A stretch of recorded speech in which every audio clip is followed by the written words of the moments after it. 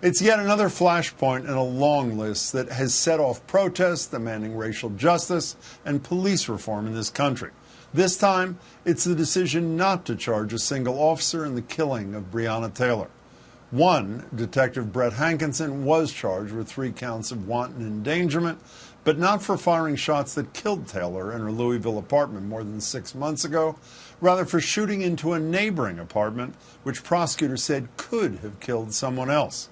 Kentucky's Attorney General, who's on Donald Trump's recent list of possible Supreme Court nominees, ultimately determined the shooting was justified because he said Breonna Taylor's boyfriend, that's Kenneth Walker, fired the first shot after he heard a knock and police forced their way into the apartment. The 3 officers fired a total of 32 shots in response, which Taylor's family says proves they went too far, although prosecutors say there's no evidence Hankinson fired any of the 6 bullets that hit Taylor.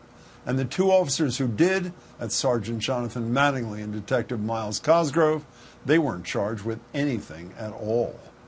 According to Kentucky law, the use of force by Mattingly and Cosgrove was justified to protect themselves. There was negligence that night. They shot one time in defense because they thought someone was coming into their apartment.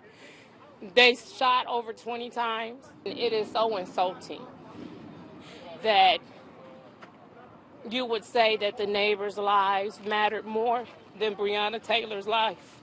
Our lives matter. And today they told us that they did not, as they have always told us in this country. After the grand jury announced its decision yesterday, protesters took to the streets across the country, from L.A. to D.C. to Dorchester's Franklin Park, renewing calls for justice they've been making since long before the murder of George Floyd reignited a wave of Black Lives Matter demonstrations in May. Floyd's death sparked a nationwide racial reckoning that lawmakers in D.C. and beyond had promised to turn into real change to address police brutality and systemic racism. But nearly 4 months later, little seems to have changed, including right here in Massachusetts. Back in July, the state, House, and Senate each passed their own similar but separate reform bills, both of which would ban chokeholds, limit the use of tear gas, and create a board to license all law enforcement officers, as well as a path to decertify officers for certain offenses. Each bill would also touch, though very differently, on so-called qualified immunity. That's the legal doctrine that effectively shields officers from being sued individually for excessive use of force in all but the most egregious cases. But it's been nearly 2 months since the committee started working behind closed doors to come to a compromise, and so far, there's nothing to show for it. So now many are looking to increase the pressure on Beacon Hill, including the state's ACLU chapter, which has launched a new initiative. They call it Police Violence Happens Here, aimed at shining the spotlight on more than 100 cases they say they've identified over the past 10 years. I'm joined now by State Representative Liz Miranda and Reverend Mariama White-Hammond. She's a community activist and the founder of the New Roots African Methodist Episcopal Church in Dorchester. Reverend and Representative, thank you so much for joining me. Good evening. Representative, starting with you, what did you take away from the grand jury decision in Louisville? For one, when I stood in the State House months ago and said that this would be happening again and not when, I made sure to remind folks that Black women are dying and Black women's erasure and not getting justice. I mean, Breonna Taylor was shot 6 times, did not receive any medical attention. And when she laid there dying, it was clear that she did not receive justice then. And when the 3 officers were not charged, she did not also receive justice, just like Sandra Bland and Corinne. These Black women in history have always been seeking justice and not receiving it. Reverend, what was your takeaway? I mean, I think like many folks, I was heartbroken, not surprised. I have to be honest. But you always hold out hope that justice will be done. And so, again, I wasn't surprised, but today's been tough. Last night there was according to the Boston Globe, there was a demonstration in Franklin Park, as I mentioned, with, according to the Globe, 75 people. There was a demonstration that started there just a few months ago after the killing of George Floyd, where there were thousands and thousands, many people think tens of thousands. Reverend, should we take away anything from that, or is that just one small response? Well, I think the reality is what you saw last night was something thrown together just to respond to the reality of the moment. The other rally that was organized, we knew about it for almost a week. So I think it was, what you're seeing is not a difference in how people feel about this. It's just about the amount of lead time they had to get out and show what they're feeling. Well, Representative, that may be the case, but the lead organizer of both events, Monica Cannon-Grant, is quoted as saying, at some point, I need white folks to get upset as black folks. Is her analysis right? It is. 197 of my colleagues in the State House do not know what it's like to be a black woman.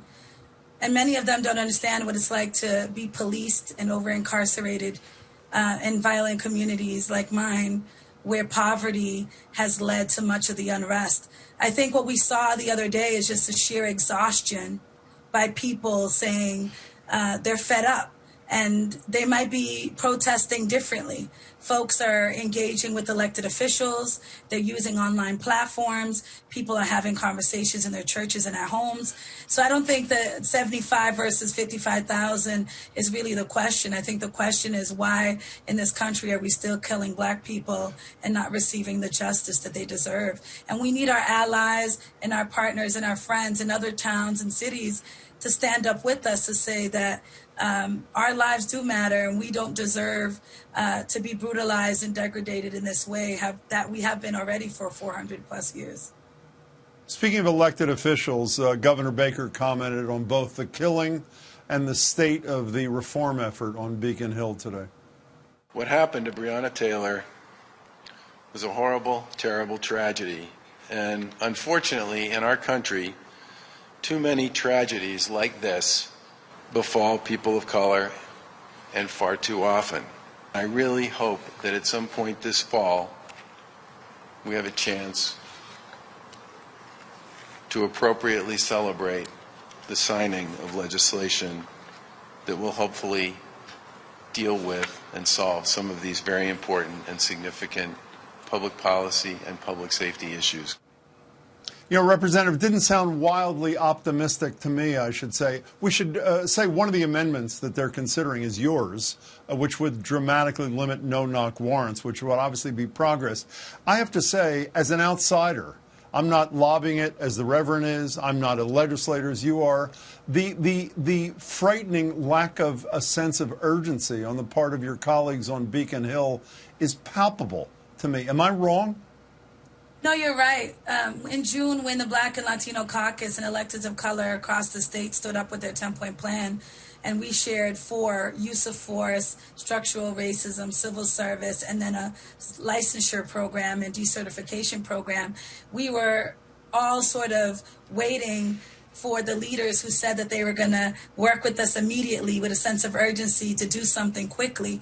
And it's been a little stalled in conference committee, although we've been informed that folks are working. We need the citizens of this Commonwealth and people like you to stand up to say, we need something and we need something now. We cannot wait for another Rashad Brooks, another George Floyd, or another Breonna Taylor. About 1,000 people in this country die every year due to police violence, and we need to address this issue.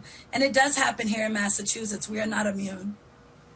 And by the way, of those 1,000 a year since 2005, the New York Times reported today, virtually none are indicted, virtually none, under 100 convicted over those 15 years, and many of them for lesser charges. Reverend, you are amongst the people who've spoken out. You co-signed a pretty powerful letter to legislative leaders, you and many black leaders in this community. What kind of feedback are you getting, and what kind of hope do you feel?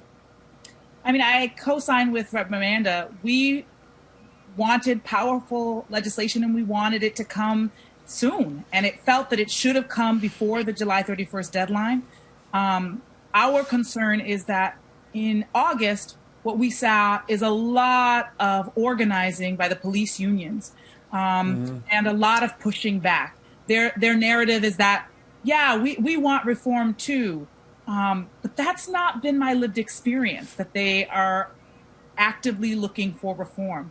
And so, the reason we put this letter out was because we were concerned that while we were being heard deeply in June and July, in August, another narrative was being pushed, and we felt that we needed to bring attention back.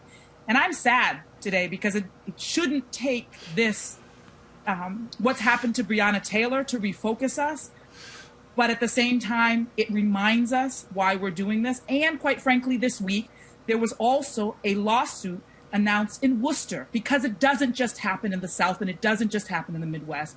Here in Massachusetts in 2017, a young autistic boy was assaulted by the police. So we feel like we have to keep the spotlight on. But to be honest with you, Jim, I don't feel like we should have to try this hard for basic justice.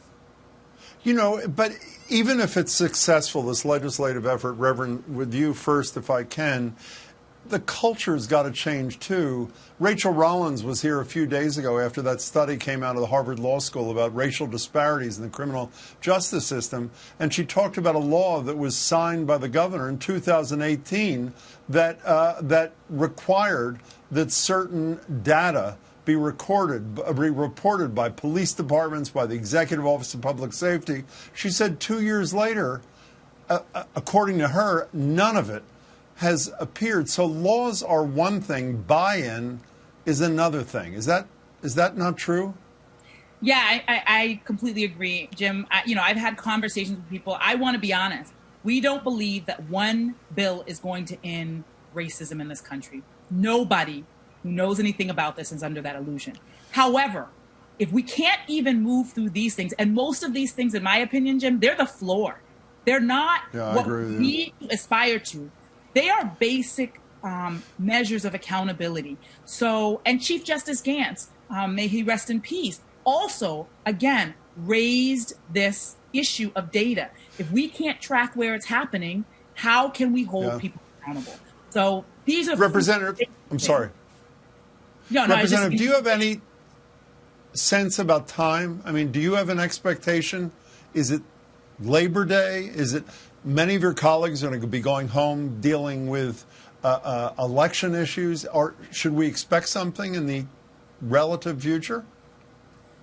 We were really sort of open-hearted when we extended session. And it is my hope and a lot of my colleagues that we do something very soon.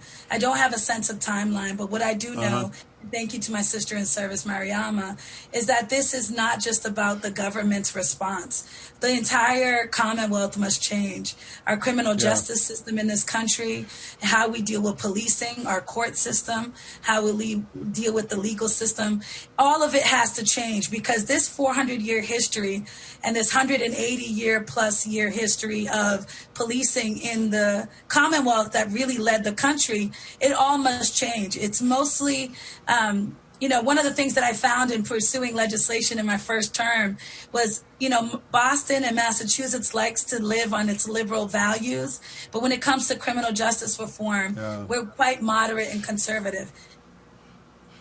Representative, I only have 10 seconds left. Last time you were here, close to 20 members of your family, including you, had come down with COVID-19. How is everybody? I said, everyone's okay. I lost my great-grandmother, who I'm still reeling over, but everyone's okay. Thank you for asking. But COVID is still here, people. Wear your mask, socially distance, get tested, and we will get through this together. I hope so. Representative and Reverend, thank you so much for your thoughts. I really appreciate your time. Thank you, Jim. I should note we did reach out to the Boston Police Patrolmen's Association for comment, did not receive a response.